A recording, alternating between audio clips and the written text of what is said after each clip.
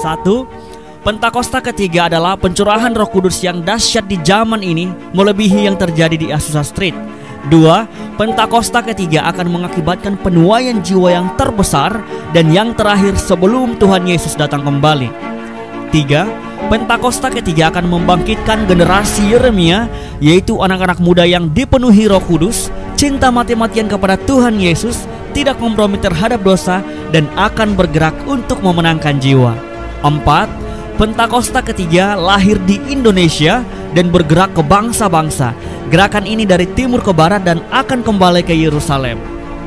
5. Pentakosta ketiga akan memberikan kuasa untuk menyelesaikan amanat agung, dan setelah itu Tuhan Yesus datang kembali.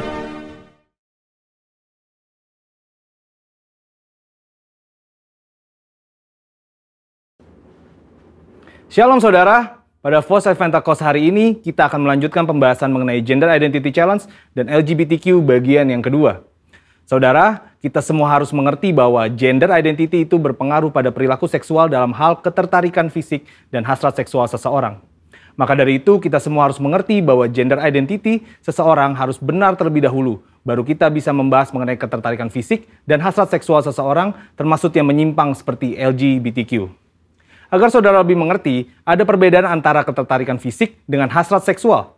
Ketertarikan fisik merupakan perasaan ketertarikan kepada seseorang karena faktor biologis atau secara fisik seperti penampilan, wajah, bentuk tubuh, suara, bau tubuh, tatapan, dan sebagainya yang bisa terjadi sesaat atau untuk waktu yang lama. Tapi yang saudara harus ketahui bahwa tidak selalu objek yang membuat ia tertarik selalu lawan jenis. Contohnya, ada seorang anak cowok yang ngefans banget sama boy band K-pop karena suara dan performa panggungnya. Sedangkan hasrat seksual adalah tindakan untuk merealisasikan ketertarikan fisik, baik itu bisa di dalam pikiran atau secara fisik berhubungan seksual. Ini merupakan suatu pilihan mau dilakukan atau tidak. Hasrat seksual yang sah hanya dapat dilakukan antara laki-laki dan perempuan yang sudah menikah. Dari sini kita bisa melihat bahwa gender identity merupakan kunci sebelum memasuki tahapan ketertarikan fisik dan hasrat seksual. Jika gender identity-nya sudah terjadi penyimpangan, maka secara otomatis ketertarikan fisik dan hasrat seksualnya terjadi penyimpangan. Jika ketertarikan fisiknya sudah benar sesuai organ reproduksi seksualnya, maka untuk merealisasikan hasrat seksualnya pun harus benar, yaitu hanya boleh dalam pernikahan. Sampai di sini terlihat sekali bahwa hasrat seksual LGBTQ, baik yang dituangkan dalam bentuk hubungan fisik maupun pikiran seperti fantasi dan juga semua hasrat seksual kaum heteroseksual yang terjadi di luar pernikahan, semuanya adalah salah dan merupakan dosa. Maka dari itu dalam Imamat 18 dan 20 ayat ke-10 sampai ke-21 jelas melarang segala perzinahan dan percabulan, ketertarikan fisik yang tidak wajar, dan pelaksanaan hasrat seksual yang menyimpang kepada orang tua, saudara kandung, saudara tiri, sepupu, sanak saudara, dan bahkan kepada binatang. Lebih lagi, Tuhan Yesus dalam Matius 5 ayat ke-27 sampai 30 menegaskan bahwa jika seseorang memiliki hasrat seksual di dalam hatinya, meskipun belum direalisasikan dalam tindakan fisik, hal tersebut juga adalah dosa. Nah, sampai di sini mungkin saudara bertanya, bagaimana langkah pemulihan bagi mereka yang mengalami Gender Identity Challenge dan LGBTQ? Ternyata langkah pemulihannya sama dengan semua yang jatuh dalam dosa, yaitu bertobat, berbalik dari dosa, dan datang kepada Tuhan Yesus untuk pengampunan dosa, serta memberi diri untuk bertumbuh ke arah Dia. Dan juga dalam hal hasrat seksual, orang-orang percaya dipanggil untuk menyalipkan segala keinginan daging yang berdosa, serta mengendalikannya sebagai bagian dari disiplin rohani. Maka dari itu yang paling terpenting ialah bagaimana langkah kita sebagai anak mudanya Tuhan dalam menanggapi LGBTQ ini. Saudara bisa melakukan 3M. M yang pertama adalah mengasihi. Saudara pasti sudah sangat mengerti bahwa kita dipanggil untuk mengasihi sesama, namun mengasihi bukan berarti berkompromi terhadap kebenaran firman Tuhan. Karena tindakan untuk membenarkan perilaku penyimpangan seksual bukanlah tindakan kasih, melainkan tindakan menghancurkan.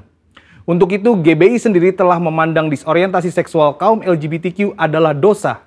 Namun, GBI meyakini bahwa kuasa Yesus dan pekerjaan Roh Kudus mampu mengubahkan orang berdosa. Jadi, wujud kasih kita yang benar kepada kaum homoseksual bukan memandang perilaku itu benar berdasarkan hak asasi manusia, namun justru menolong mereka keluar dari perbuatan dosa itu sesuai 1 Korintus 6 ayat 9 sampai ke 11. Selain itu, gereja atau kita sebagai orang percaya dapat menjadi wadah dan sarana yang positif dalam melahirkan pertumbuhan iman dan penguatan nilai-nilai rohani yang baru. M yang kedua adalah membantu. Gereja atau orang percaya dipanggil untuk membantu dengan memberikan pengajaran-pengajaran yang benar mengenai gender identity, batasan ketertarikan fisik dan hasrat seksual, sehingga orang-orang yang bergumul dapat kembali pada gambaran rupa dan gambar Allah sebagaimana Allah menciptakan manusia pada awalnya.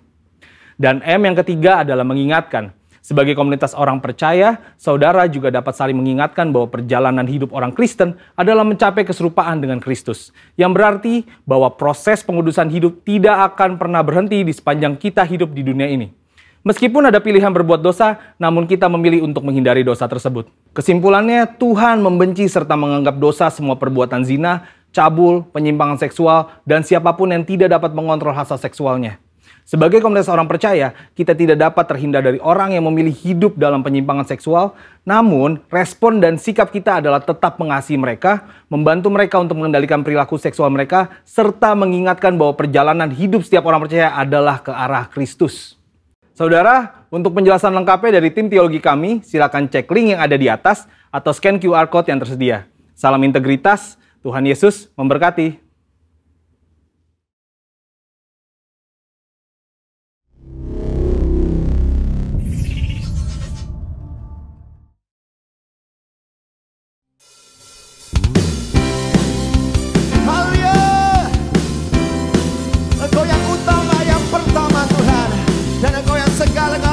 Hidup kami, namamu selalu ada di tempat pertama, di hatiku yang selalu menjadi yang utama, di hidupku, dimanapun ku berada tak akan berubah, namamu selalu berada di tempat pertama. Yeah, yeah, yeah, yeah. Oh, oh, oh. Jesus, come on. Jauh lebih indah dari emas yang mulia, namamu berharga bagi hidupku.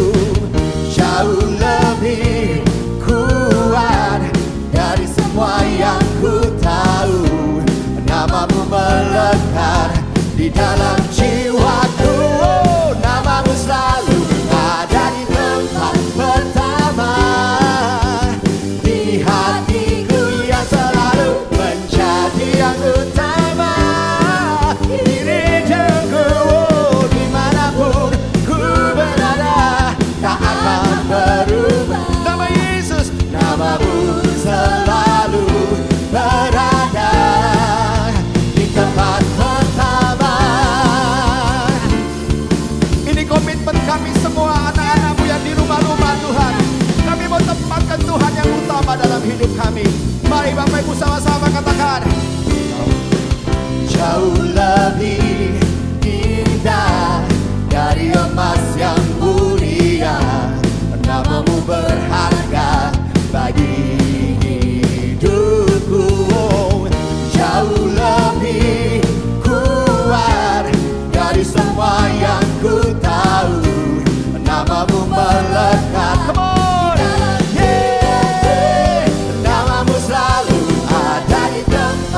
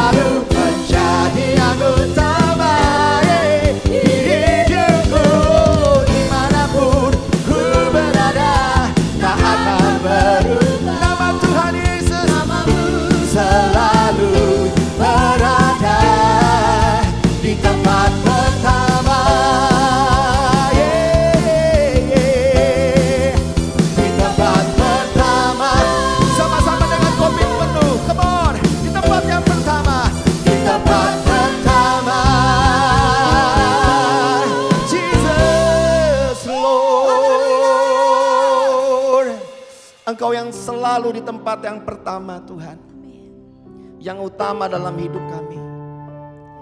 Sebelum apapun yang kami kerjakan, kami mau cari Tuhan lebih dulu dari segalanya. Kami kagum akan Engkau. Waktu kami lihat hidup kami, perbuatan tangan-Mu, kami kagum akan Engkau Tuhan. Thank you Lord Jesus. Thank you Lord.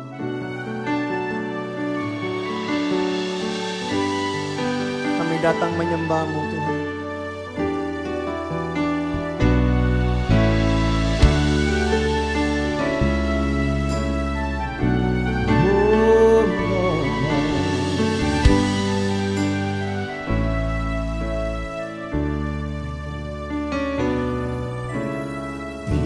Aku pandang bulan dan bintang, ajab dan mulialah karya-Mu. Ku jatuh tersungkur di bawah kaki-Mu. Ku sembah Kau Tuhan, ku sembah Kau. Ku sembah Kau Tuhan, ku sembah Kau. Bila ku pandang bulan dan bintang, ajab dan mulialah karya-Mu. Ku jatuh tersungkur di bawah kaki-Mu. Ku sembah Kau Tuhan, ku sembah Kau, oh, ku sembah Kau Tuhan, ku sembah Kau. Yes Lord. Bila ku pandang bulan dan bintang, ajab dan mulialah karya-Mu.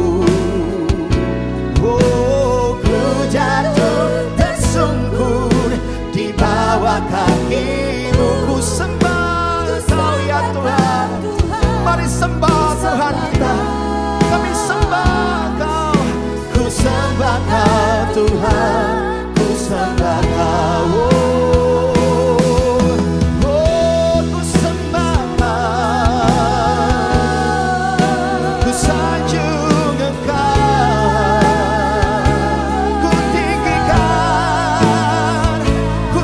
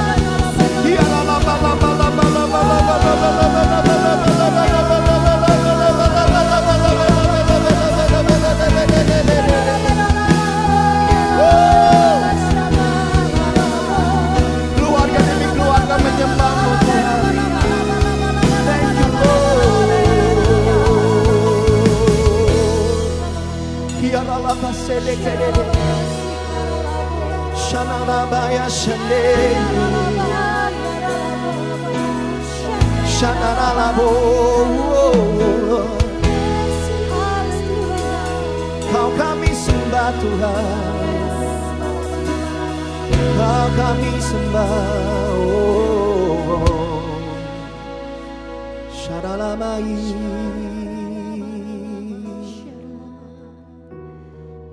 Mari angkat tangan sama-sama di hadapan Tuhan. Jesus my Lord.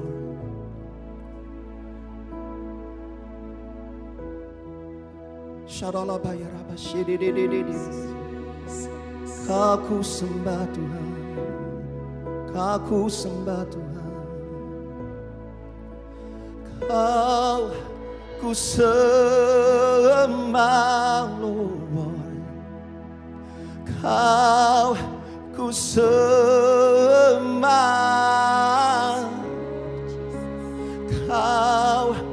ku sembah, oh Tuhan Yesus Lord, ku sembah,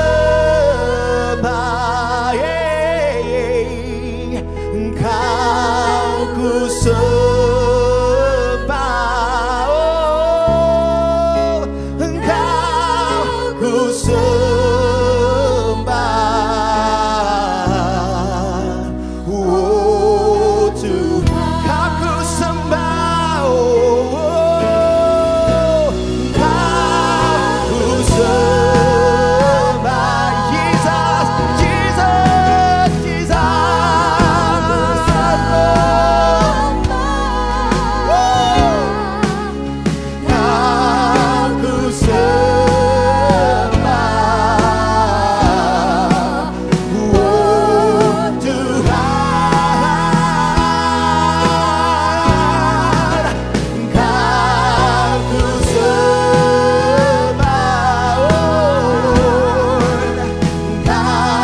aku sembah, Engkau kami sembah Tuhan.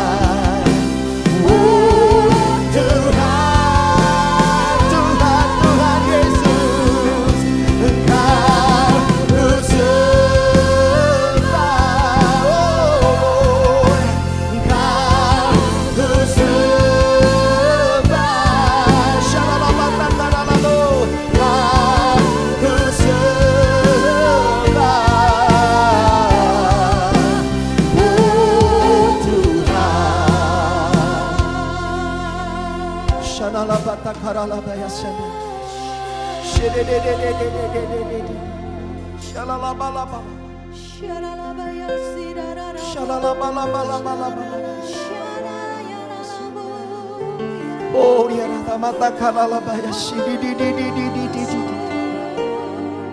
Shalalamo de de de de de. Mari saya ajak Bapak Ibu Saudara yang ada di rumah demi rumah, keluarga demi keluarga. Suami pegang tangan istrimu, pegang tangan anak-anakmu. Mari angkat di hadapan Tuhan. Mari sembah Tuhan sekali lagi. Shalalabalabalabala shidi di di di di di di di di di di di di. Kami tahu ada hadirat Tuhan di tengah-tengah kami Tuhan. Engkau lawat Tuhan keluarga demi keluarga yang retak, Engkau kembalikan utuh Tuhan. Hubungan anak dengan orang tuanya Engkau kembalikan utuh ya Tuhan. Engkau pulihkan ekonomi anak-anakmu ya Abba. Engkau bawa yang jauh dekat denganmu hari ini Tuhan. Sembuhkan yang sakit,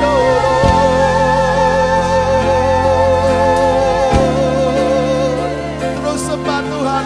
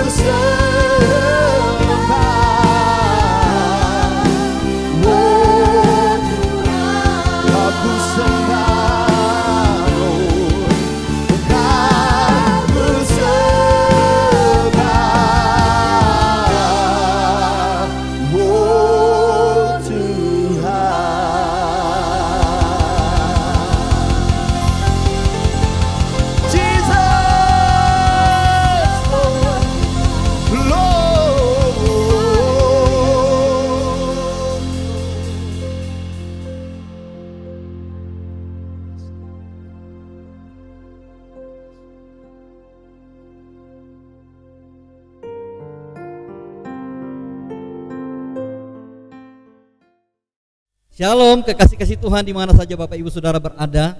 Senang sekali saya Hence Kundat Oyutun bisa berjumpa dengan Bapak Ibu Saudara di hari ini. Kita sudah memuji, menyembah Tuhan, memuliakan Tuhan, meninggikan Tuhan. Kita percaya Tuhan ada di tengah-tengah pujian dan penyembahan kita. Yang setuju katakan amin. Saatnya kita akan mendengarkan firman Tuhan. Mari kita siapkan hati kita berdoa. Bapa di sorga, kami bersyukur, kami sudah memuji, menyembah Tuhan. Saatnya Tuhan kami akan persiapkan hati kami untuk mendengarkan firman-Mu Tuhan. Kuduskan hati dan pikiran kami, situasi kondisi yang ada di sekitar kami Tuhan. Engkau Roh Kudus bekerja bagi setiap kami yang ada di rumah-rumah. Kami percaya sekalipun kami beribadah di rumah-rumah, tapi kami tahu Tuhan Engkau Tuhan tidak pernah meninggalkan kami. Engkau Tuhan hadir di dalam setiap waktu, ruang dan jarak dalam setiap kehidupan kami. Berbicaralah buat kami Tuhan hari ini. Urapi hamba-Mu Tuhan Yesus dengan pengurapan hikmat pewahyuan yang baru. Dalam nama Yesus Kristus kami siap mendengarkan firman Tuhan. Haleluya, haleluya, amin, amin. Sekali lagi saya mengucapkan banyak terima kasih untuk kesempatan untuk saya bisa melayani di tempat ini. Firman Tuhan hari ini terambil dari Nahum pasal yang pertama ayat 1 sampai dengan ayat yang ke-8. Kita akan baca bersama-sama firman Tuhan ini. Ucapan ilahi tentang Niniwe. Kitab penglihatan Nahum orang Eksom. Murka Tuhan. Tuhan itu Allah yang cemburu dan pembalas. Tuhan itu pembalas dan penuh kehangatan amarah. Tuhan itu pembalas kepada para lawan-lawannya dan penendam kepada para musuhnya. Tuhan itu panjang sabar dan besar kuasa, tetapi ia tidak sekali-kali membebaskan diri dari hukuman orang yang bersalah. Ia berjalan dalam puting beliung dan badai, dan awan adalah debu kakinya. Ia menghadik laut dan mengeringkannya, dan segala sungai dijadikannya kering. Basan dan Karmel menjadi merana, dan kembang Libanon menjadi layu. Gunung-gunung gemetar terhadap dia, dan bukit-bukit mencair. Bumi menjadi sunyi sepi di hadapannya. Dunia serta seluruh penduduknya. Siapakah yang tahan berdiri menghadapi geramnya? Dan siapakah yang tahan tegak terhadap murkanya yang menyala-nyala? Kehangatan amarahnya tercurah seperti api, dan gunung-gunung batu menjadi roboh di hadapannya. Tuhan itu baik. Ia adalah tempat pengungsian pada waktu kesusahan. Ia mengenal orang yang berlindung kepadanya dan menyeberangkan mereka pada waktu banjir.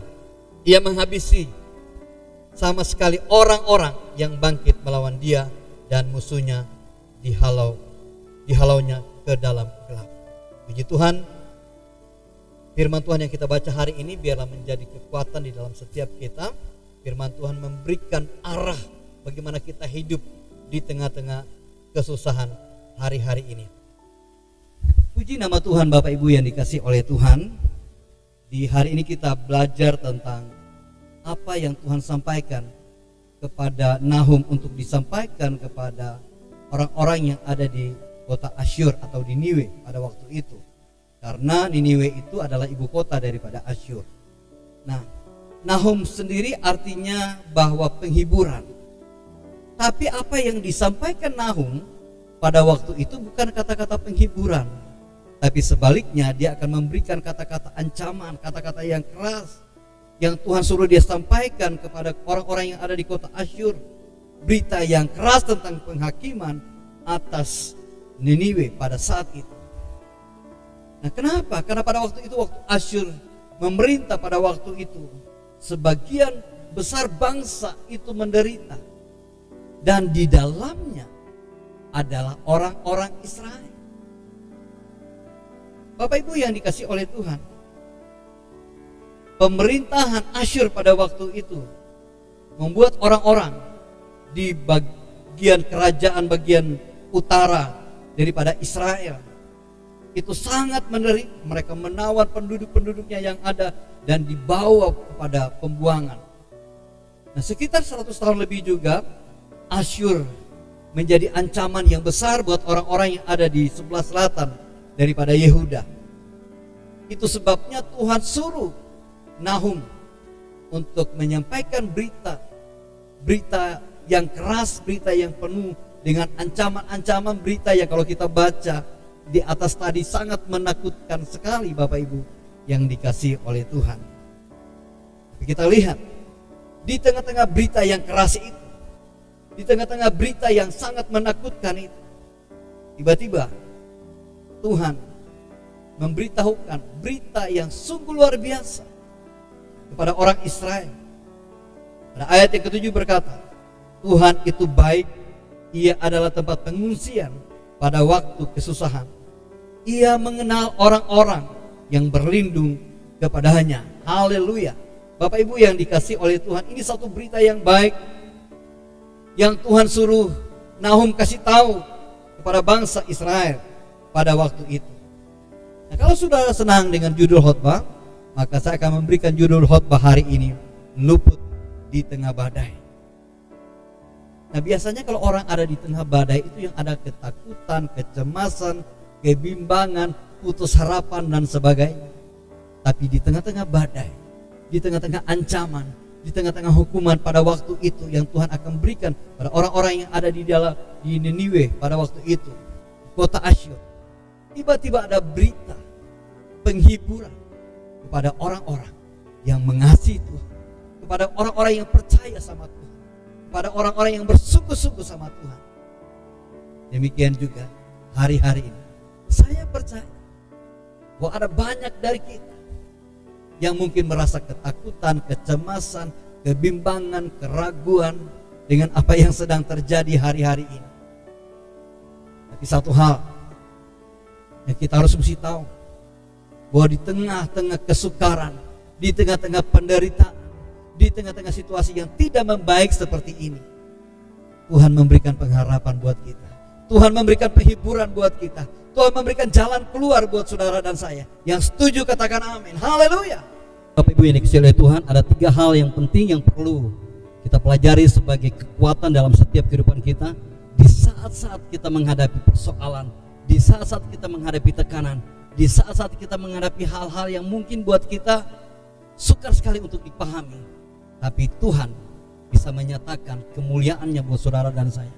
Dia bisa membuat saudara dan saya luput di tengah-tengah badai. Yang pertama adalah Tuhan itu baik.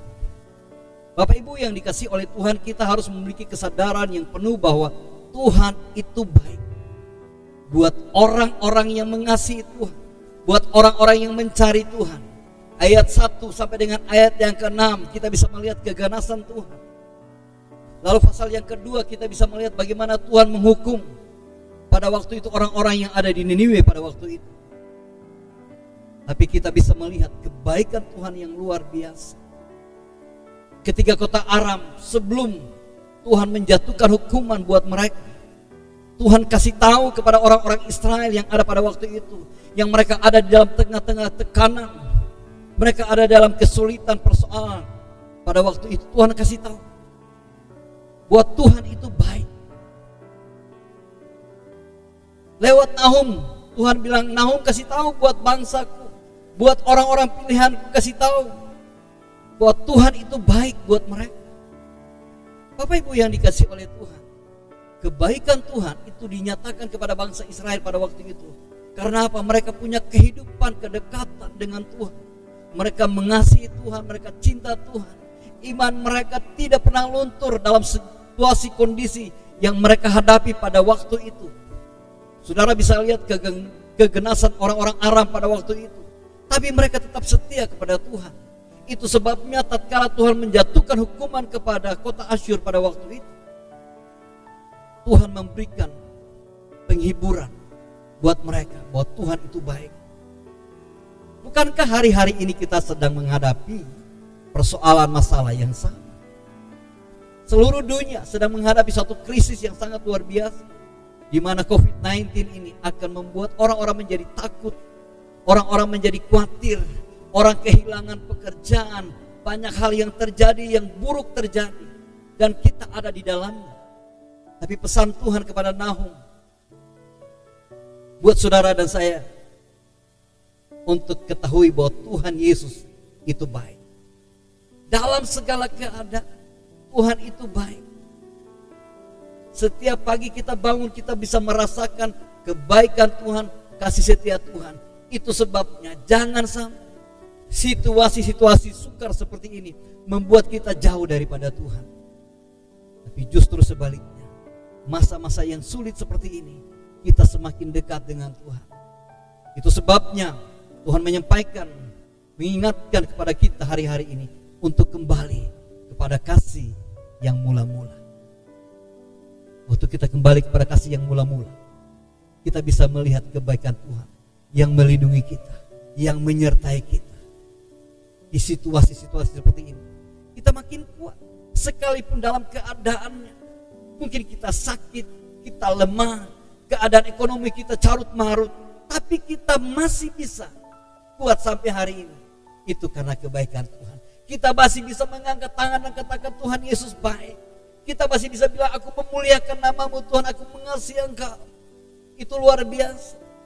Orang-orang model seperti inilah yang bisa bertahan hidup di dalam kesukaran.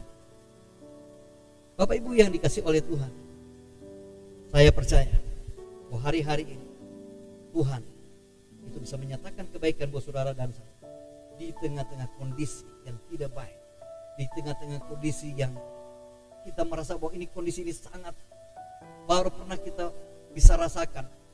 Kita hidup di zaman ini, gak bisa sekolah, gak bisa bekerja, semua dari rumah, bahkan berdoa pun dari rumah. Yang kedua, Bapak Ibu yang dikasihi oleh Tuhan, dalam situasi kondisi yang sukar seperti ini, kita harus mengambil keputusan yang tepat, di mana kita harus mencari tempat perteduhan, tempat perlindungan, tempat pengungsian yang terbaik yang bisa kita nikmati. Banyak orang mengalami kecemasan, ketakutan, kebimbangan, keraguan, dan bingung gak tahu kemana dia harus pergi, kemana dia harus mencari tempat perlindungan yang terbaik. Tapi pagi hari ini ada satu tempat perlindungan yang terbaik, itu dalam Yesus Kristus Tuhan.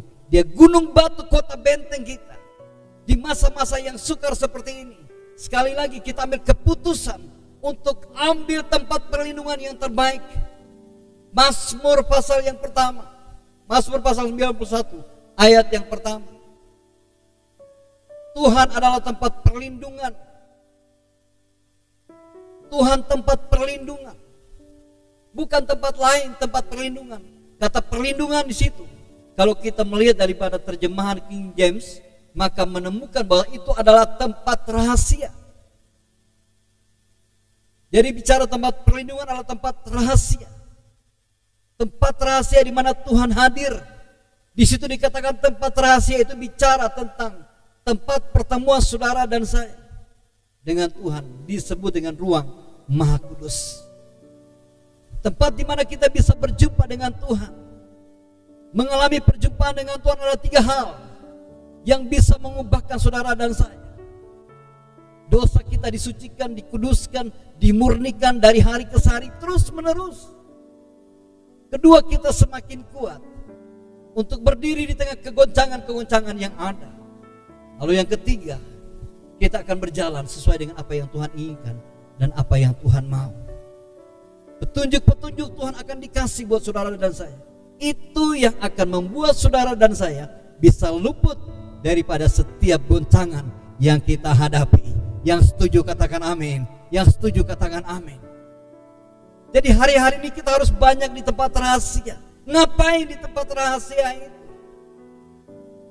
Mengalami perjumpaan dengan Tuhan dengan doa, memuji dan menyembah Tuhan lebih lagi. Lebih lagi. Ada banyak orang lebih senang memuji Tuhan ketika kita ibadah di gereja-gereja. Tapi tatkala ketika kita mulai ibadah di rumah, adakah masih gairah kita untuk memuliakan Tuhan seperti yang kita lakukan di gereja, seperti yang kita lakukan di Menara 2 secara bersama-sama? Justru di rumah-rumah seperti ini, saya punya istilah bahwa seakan-akan Tuhan memaksakan saudara dan saya untuk sendirian dengan Tuhan. Untuk sendirian dengan Tuhan. Waktu kita sendirian dengan Tuhan, kita mengalami perjumpaan dengan Tuhan, dikuatkan, disucikan, mendapat tuntunan-tuntunan yang baru daripada Tuhan, supaya kita bisa hidup luput di dalam badai goncangan yang sedang terjadi hari-hari ini. Kita ingat bagaimana Daniel dan kawan-kawannya ketika hadapi persoalan. Alkitab berkata Daniel naik 3 kali berdoa. Dia mengalami kesendirian dengan Tuhan. Dia mengalami perjumpaan dengan Tuhan. Itu sebabnya pada waktu ada di dalam gua singa, pada waktu ada di dalam lautan perapian pada waktu itu, apa yang terjadi Bapak Ibu? Perlindungan Tuhan itu nyata. Kebaikan Tuhan itu nyata. Dia bisa mengalami penyertaan Tuhan di dalam persoalan masalah yang mereka hadapi. Bukankah itu kita rindukan hari-hari ini? Mari rindukan hari-hari ini. Lebih dekat lagi dengan Tuhan. Ambil kesendirian waktu kita dengan Tuhan. Lebih dan lebih lagi. Bapak Ibu yang dikasih oleh Tuhan, mari datang. Ambil keputusan yang tepat dalam perlindungan Tuhan. Artinya ambil keputusan tepat untuk tetap ada di dalam ruang khususnya Tuhan. Kehadiran Tuhan itu cukup buatku, cukup buat Bapak Ibu Saudara. Melindungi kita, menyertai kita senantiasa. Itu sebabnya bangsa Israel sudah lakukan itu sebelum penghukuman. Di pasal yang kedua Tuhan memberikan hukuman. Tuhan perhitungkan mereka karena apa? Karena mereka punya hari-hari sebelumnya. Itu hari-hari yang penuh dengan kedekatan dengan Tuhan, penuh dengan perjumpaan dengan Tuhan. Mari hari-hari ini kita lebih dekat lagi dengan Tuhan. Ambil kesendirian kita dengan Tuhan. Waktu-waktu khusus kita dengan Tuhan. Masuk lebih banyak lagi di dalam tempat rahasia Tuhan. Banyak memuji Tuhan, banyak menyembah Tuhan, banyak berdoa, banyak membaca firman Tuhan. Lebih dan lebih lagi. Dan saya percaya kita semua akan luput di tengah-tengah kegoncangan. Yang ketiga Bapak Ibu yang dikasih oleh Tuhan, bahwa Tuhan memberitahukan kepada Nahum, kasih tahu buat bangsa Israel bahwa aku mengasihi mereka. Artinya bahwa Tuhan peduli kepada mereka. Di saat-saat Tuhan akan menghukum orang-orang yang ada di Niniwe, kota Aram pada waktu itu, Tuhan kasih tahu bahwa Tuhan mengasihi mereka. Sekalipun mereka ada pada waktu itu di tempat yang sama, di situasi yang sama, di kondisi yang sama, tapi Tuhan bilang begini, aku mengasihi mereka, aku peduli kepada mereka. Kenapa Bapak Ibu? Karena mereka berharga di mata Tuhan. Bukankah itu yang sedang terjadi buat saudara dan saya? Orang-orang yang mengasihi Tuhan, orang-orang yang mencintai Tuhan, ketika ada persoalan, ada masalah, bukan Tuhan tutup mata, bukan Tuhan meninggalkan kita, tapi sebenarnya Tuhan ada di tengah-tengah kita. Tuhan akan menyertai kita, Tuhan akan melindungi kita, Tuhan akan meluputkan kita di tengah-tengah badai persoalan, masalah yang sedang kita hadapi. Karena kita berharga. Tuhan bilang bahwa di dalam Matius 10 ayat 30 sampai dengan 31, bahwa sehelai rambut yang jatuh itu Tuhan hitung. Bapak Ibu yang dikasih oleh Tuhan, bisa bayangkan berapa puluh tahun kita sudah hidup sampai hari ini, tapi Tuhan menghitung setiap rambut yang jatuh setiap pagi, setiap saat dalam setiap kehidupan kita. Itu artinya apa? Tuhan detail dalam setiap kehidupan kita. Tuhan tahu pergumulanmu, Tuhan tahu penderitaanmu, Tuhan tahu kesesakanmu, Tuhan tahu apa yang sedang saudara minta sama Dia. Tuhan tahu di mana saat saudara sedang mengalami penderitaan, sakit, penyakit. Tuhan tahu itu. Dia tidak pernah meninggalkanmu, Dia tidak pernah meninggalkan kita semua, tapi Dia selalu mengasihi kita, Dia selalu peduli kepada saudara dan saya. Bapak Ibu yang dikasihi oleh Tuhan, ada begitu banyak orang bisa peduli dengan kehidupan kita, tapi sesungguhnya Tuhan itu peduli dalam setiap kehidupan saudara dan saya, karena Dia mengasihi kita. Itu sebabnya hari-hari ini lebih banyak lagi kita mengasihi dan mencintai Tuhan. Bapak Ibu yang dikasihi oleh Tuhan, Tuhan peduli dengan kehidupan saudara dan saya. Itu sebabnya Dia berkata bahwa Dia dapat berbuat jauh lebih daripada apa yang kita doakan dan kita pikirkan. Kita doa 1, Dia bisa jawab 5, Dia bisa jawab 10, Dia bisa jawab banyak hal dalam setiap kehidupan kita tanpa kita pahami, tanpa kita sadari. Kenapa? Karena Dia tahu apa yang kita butuhkan, Dia tahu apa yang kita ngalami. Itu sebabnya hari-hari ini Bapak Ibu yang dikasihi oleh Tuhan, mari ada skala prioritas yang kita lakukan. Apa itu? cari dahulu kerajaan Allah dan kebenarannya. Ayat di atas itu dibilang begini, semua itu dicari bangsa-bangsa yang tidak mengenal Allah, tapi Bapamu di sorga tahu apa yang saudara dan saya butuhkan. Artinya Tuhan tahu yang kita butuhkan lebih daripada kita tahu. Itu sebabnya mari kita memiliki skala prioritas dalam kehidupan kita. Cari dahulu kerajaan Allah dan kebenarannya. Kalau dari 3 poin ini Bapak Ibu yang dikasih oleh Tuhan, yang pertama, Tuhan itu baik. Yang kedua, Tuhan itu melindungi kita. Yang ketiga, Tuhan itu mengasihi dan peduli kepada saudara dan saya. Ada satu hal penting yang harus kita rangkum dari 3 poin ini, yaitu mengalami perjumpaan dengan Tuhan. Saya percaya kita semua mau mengalami perjumpaan dengan Tuhan. Mari kita tundukkan kepala, kita berdoa. Bapa di sorga, terima kasih untuk hari ini kami boleh mendengarkan firman-Mu Tuhan. Bila firman-Mu menjadi rema dalam setiap kehidupan kami, firman-Mu bekerja secara penuh dalam setiap kehidupan kami. Kami berdoa Tuhan untuk hari ini, lawatan Tuhan melawat setiap kami Tuhan, dengan kebaikan-Mu Tuhan, dengan perlindungan dan penyertaan-Mu yang sempurna, dengan pengasihan-Mu dan kepedulian-Mu yang sempurna. Ajar kami hari ini Tuhan untuk menyadari kebaikan-Mu Tuhan di segala waktu, segala kondisi yang ada Tuhan, dan ajar kami untuk terus mengalami satu perjumpaan dengan Engkau Tuhan.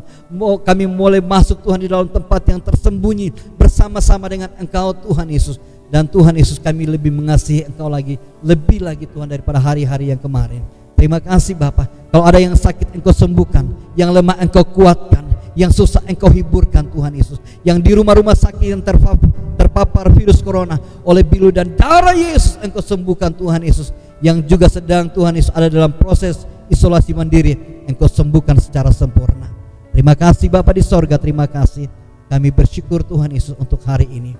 Dan kami berdoa Tuhan Yesus, kiranya Tuhan perlindungan Tuhan melindungi kami semua Tuhan Yesus hari ini, sampai Tuhan Engkau menyebut kami Tuhan.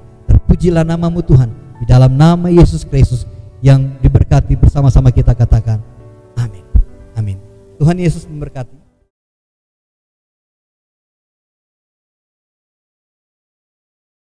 Mazmur 91 ayat 1 sampai 16.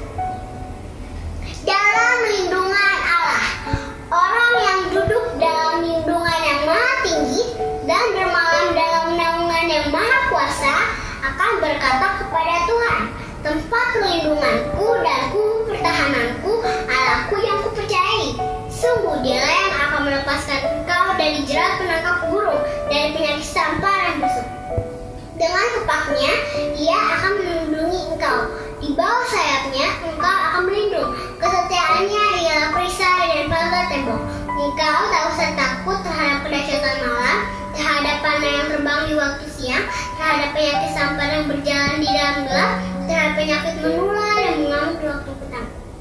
Walau 1000 orang rebah di sekelilingmu dan 10.000 di sebelah kananmu, tetapi itu tidak akan menimpa kamu. Engkau hanya menontonnya dengan matamu sendiri dan melihat pembalasan terhadap orang-orang fasik. Sebab Tuhan ialah tempat perlindunganku, yang maha tinggi telah Kau buat tempat perteduhanmu. Malapetaka tidak akan menimpa kamu, dan tulah tidak akan mendekat kepada kemahmu. Sebab malaikat-malaikatnya akan diperintahkannya kepadamu untuk menjaga engkau di segala jalanmu. Mereka akan menantang engkau di atas tangannya, supaya kakimu jangan terjatuh kepada batu. Singa dan ular tedung akan kau langkahi, engkau akan menginjak anak singa dan ular naga. Sungguh hatinya melekat kepadaku, maka aku akan meluputkannya.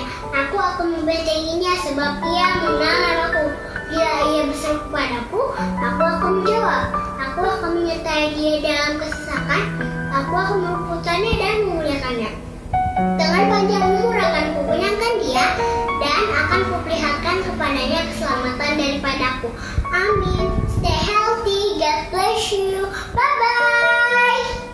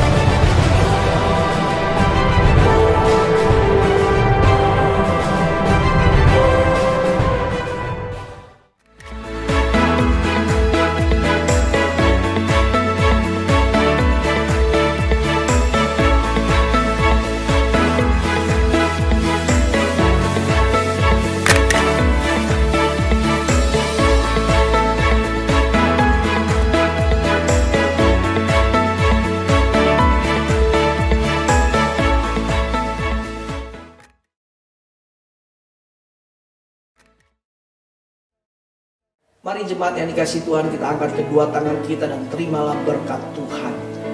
Kiranya kasih karunia, sukacita, damai, sejahtera yang berlimpah-limpah yang berasal dari Bapa di surga melalui putranya yang tunggal Tuhan Yesus Kristus, serta persekutuan yang manis dengan Roh Kudus turun atas kita semua, memberikan kemenangan, keberhasilan, kekuatan, kesehatan yang sempurna. Mulai hari ini sampai Maranatha, Tuhan Yesus datang kedua kali menjemput kita semua di awan-awan yang permai, bahkan sampai selama-lamanya. Kita yang diberkati Tuhan, sama-sama katakan amin. Rumah doamu bagi keselamatan bangsaku, bagi keselamatan